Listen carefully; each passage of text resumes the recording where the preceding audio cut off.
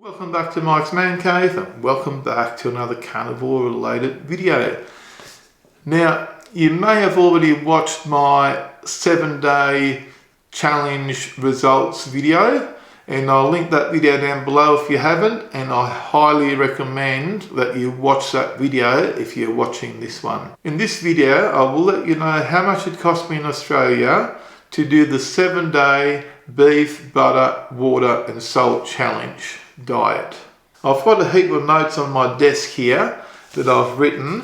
They look like this, and I've got 8 of them, just so I get these figures exactly right for you. I pretty much bought 90% of my meat at IGA, which is a locally run grocery store in Australia. And I find the IGA has got the best meat out of all the grocery stores. There's no comparison between buying a steak at Woolworth or Coles or from IGA. The IGA one is way better meat for whatever reason. I don't know why, it just is. Especially the mincemeat. I notice a huge difference in the quality of the mincemeat. Most of the other stores sell garbage, whereas the IGA mincemeat, really good. And this is not an ad for the IGA, it's just where I get my meat from. Now, I did say in one of my earlier videos that I believed it was going to cost around $15 a day to eat this way. I was very, very close, very close. I didn't budget at all. I ate as much as I wanted to eat. Let's have a look at the cost. Now, day one, I spent on meat $11.10. On butter, about 60 cents. Now butter, I've just budgeted around 60 cents a day, every day. And I was buying bottled water for the whole week, and that's what I was drinking. And I spent about $2.50 on water, which was $14.20 on day one. Now day two, I didn't eat as much. I spent $7.80 on meat, 60 cents on butter, $2.30 on water, for a total of $10.70. So that was probably the cheapest day I had. I didn't eat much that day because I probably didn't feel that hungry. If you watch my other video, day 3 was my hardest day, and I probably ate the most that day. I ate $14.60 worth of meat, 60 cents worth of butter and $3 worth of water, which is $18.20 on day 3. And that's the day I felt the weakest.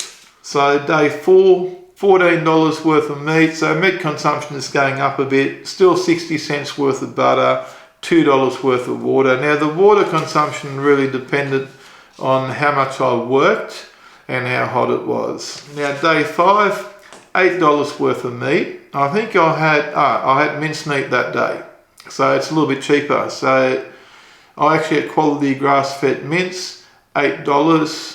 I think had me half a kilo of mincemeat that I ate that day. 60 cents worth of butter, $4 worth of water. So I had a lot more water for a total of $12.60. So if you're eating mincemeat, it'll be a lot cheaper than when you're eating steak. Day 6, $12 worth of meat, 60 cents worth of butter, $4 worth of water. Day 7, $11 worth of meat, 60 cents worth of butter, $4 worth of water. What's the totals of that? I've got all the totals here for you. So my meat total for the week was $78.50. My total for the butter was one 250 gram block, which is $6.50. So I finished the whole block in a week. And water total was $21.80. Now this all comes to a total of $106.80 for the 7 days, which works out to be $15.25. So how close was I when I said it'll be around $15? So looking at this, most people should be able to afford this diet, because I have seen comments on different forums or pages where people are saying, how can you afford to eat all this meat?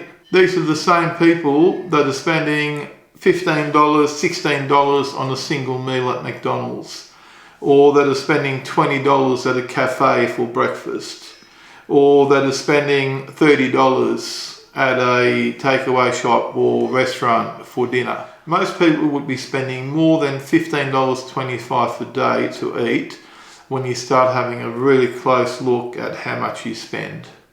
If you started adding up the coffees that you buy for $5, the bottles of water you get from the service station for $4.50, the drinks you buy, the milkshakes you buy, the occasional hamburger or fish and chips, you'll be spending way more than $15.25 for. Obviously, you can still do this cheaper if you would just eat mincemeat or eat lower quality meat, but that's up to you. I'm not telling you to do it. I'm not a doctor nutritionist. I'm just telling you what I'm doing. Now, if you've got any questions about anything you've seen in today's video, leave your question down below and I'll try and answer it to the best of my ability. In the meantime, if you enjoyed this video and you found it interesting, useful or informative, give me a big thumbs up and don't forget to smash that subscribe button for more videos from Mike's Man Cave. Thanks for watching and bye for now.